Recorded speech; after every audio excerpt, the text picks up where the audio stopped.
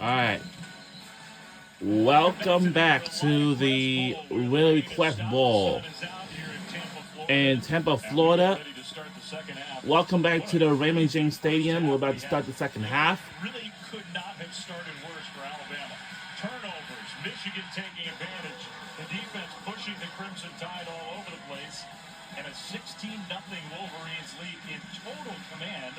Alabama made some cleat changes. Jalen Milroe got his footing literally and figuratively, and a remarkable drive at the end of the half. Alabama's down just 6. Dave Fleming, Brock Osweiler back with you here Welcome in Tampa.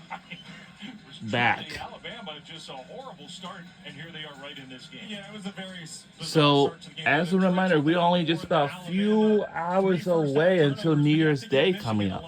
They took advantage of the turnovers, the short field, and that's why they're winning the game right now. But I really thought both quarterbacks, after the Jalen Milroe interception, settled into this football game, and I'm anxious to see who takes it over here in the second half. A really remarkable story with our first half stats brought to you by Peloton, because remember, Alabama, halfway through the second quarter, had 2 total yards. From that point on, they really turned it on offensively, outgaining Michigan 163 to 109.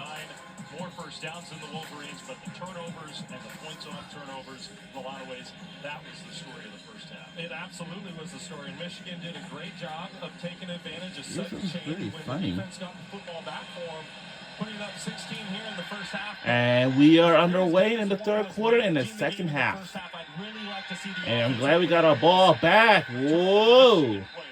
All right, Blair. All right. I see you. Let's go down to Sherry Burris. Well, Dave, I just spoke with Coach Moore, and he says as his offense takes the field here to start the second half, he needs them to be efficient, finding the end zone to further extend the lead. And talking about what his defense did there in the first quarter, he wants to still see them be just as relentless and as tough as they were. And he knows that there is a good quarterback, and Jalen Milroe on the other side. So they want to be able to slow him down like they did in the beginning of the game. So let's see. Michigan, good front-running team typically. With the first play of the third quarter, leading by 6.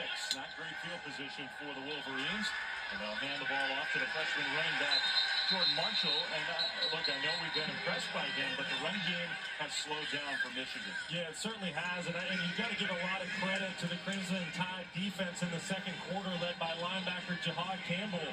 Kind of quietly, he had 10 tackles there in the first half. And you talk about that Michigan run game, they really got bottled up. And that's why I say I want to see Davis Warren open up the pass game a bit here with the aerial attack in the second half, because the Crimson Tide, they're just suffocating this Michigan offense right now. The longest drive for the Wolverines was 34 yards. A little reverse, and coming back the other way, Frederick Moore, who was maybe the most dynamic player for Michigan in the first half, gains 4. Yeah, he's special with the football in his hands.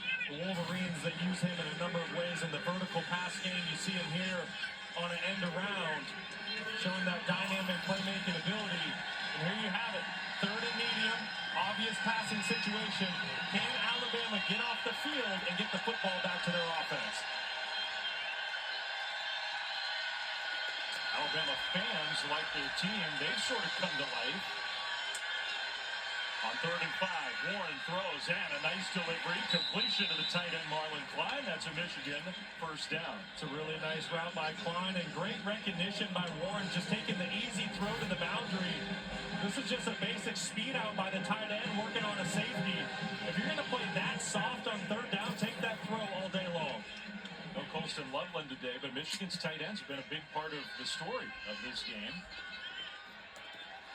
So the conversion for the Wolverines, 1st and 10, Michigan.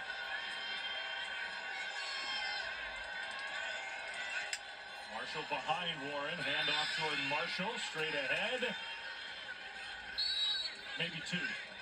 At some point, Steve Kasula is going to go play action on 1st down and take a shot down the field. You see the Alabama safeties on 1st and 2nd down, they're playing downhill. They are triggering and playing the run game. There's an opportunity for Michigan to try to push this football down the field in a one-on-one situation.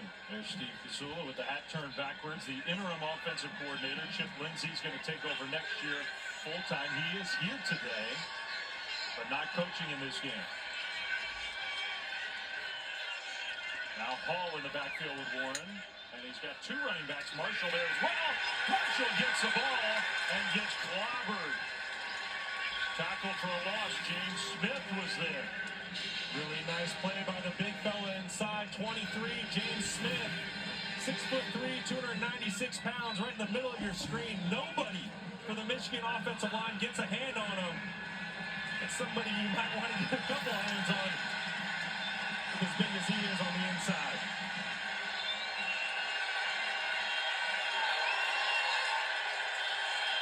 Another third down, this time 3rd and 9. Alabama just a 4-man rush. Warren immediately though moving right. Warren has nowhere to go and he gets sacked. James Smith again somersaults his way to a stop on 3rd down. How about that relentless pursuit by James Smith, not giving up on the down. Looks like Davis Warren is hurt. Uh-oh. And he takes his helmet off. He's in some real pain. Instead of throwing the ball away, he takes a sack. It's a 13-yard loss. Warren down on the turf. The Crimson Tide come up with the stop, and they're going to get the ball back after this.